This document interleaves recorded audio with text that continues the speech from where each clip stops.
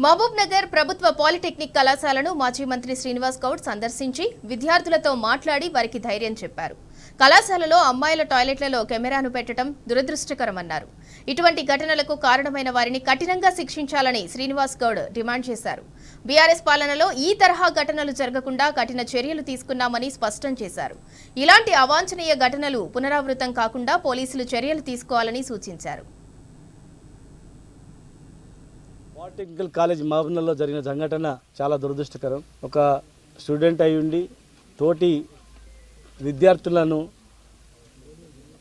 భయభ్రాంతులకు గురి చేయడానికి, బ్లాక్మెయిలింగ్ చేయడానికి, ప్లస్ రకరకాల వాడుకోవడానికి సెల్ ఫోన్ను మహిళా టాయిలెట్లో సెల్ ఫోన్ పెట్టి మళ్ళీ సెల్ ఫోన్ను నాది కాదన్నట్లు యాక్షన్ చేయడం నిజంగా చాలా బాధాకరమైనటువంటి అంశం. ఇది దురదృష్టకరం. ఇలాంటి కిరాతకులు ఇంకా రోజుకోరు పుట్టుకొస్తున్నారు. గతంలో దిశ సంఘటన తర్వాత తెలంగాణలో ఆడపిల్లల జోలికి పోవాలంటే నిద్రలో కూడా చెమటలు పట్టేటి. ఆడపిల్లలను ఏమైనా వేధించాలన్నా కూడా, భయపెట్టాలన్నా కూడా. మళ్ళీ ఇప్పుడు మెల్లగా స్టార్ట్ అని మొన్న హైదరాబాద్లో కాలేజీలో జరిగింది. అట్లా ఇప్పుడు ఈ కాలేజీలో ఒక తల్లికి పుట్టిన బిడ్డలు తోటి ఆడపడుచులు ఉంటారు. ఎట్లా తీయాలనేది కూడా వాళ్ళకి ఎట్లా దృష్టికి వచ్చిందో, ఎట్లా ఆలోచన వచ్చిందో దుర్మార్గులకు, కిరాతకులకు అర్థం కాదు.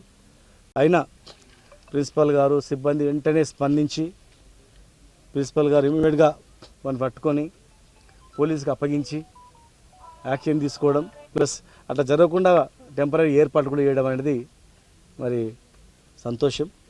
మరి ఇమీడియట్ యాక్షన్ తీసుకున్నందుకు ప్రిన్సిపల్ గారికి, మిగతా సిబ్బంది కూడా ధన్యవాదాలు. నేను జిల్లా కలెక్టర్ గారికి, చీఫ్ సెక్రటరీ గారికి కూడా తెలియజేస్తా ఉన్నాను.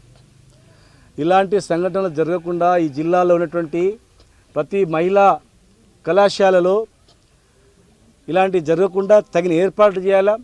జిల్లా సిబ్బంది, కలెక్టర్ గారు ప్రతి మహిళా హాస్టల్ను సందర్శించి అక్కడ ఏర్పాట్ల గురించి మహిళలతో, మహిళా కలెక్టర్ మహిళ ఉంది కనుక వాళ్ళతో సమావేశం ఏర్పాటు చేసి వాళ్ళకి కావాల్సిన ఇబ్బందులు, తిండి తిప్పలు, పర్సనల్ ప్రాబ్లమ్స్ ఏమన్నా వాళ్ళను చేయాలి. రేపు భవిష్యత్తు వీళ్ళంతా మేము కష్టపడి తెచ్చింది తెలంగాణ, ఈ బిడ్డలు బాగుపడాలని.